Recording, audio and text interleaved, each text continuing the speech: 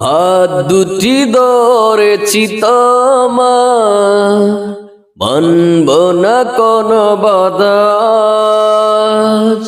শুনব না কারো কথা যে বন্ধ বলক সমাজ।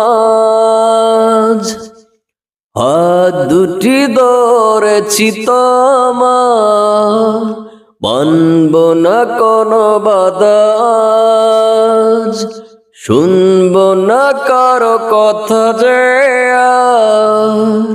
বন্ধ বলক সমাজ।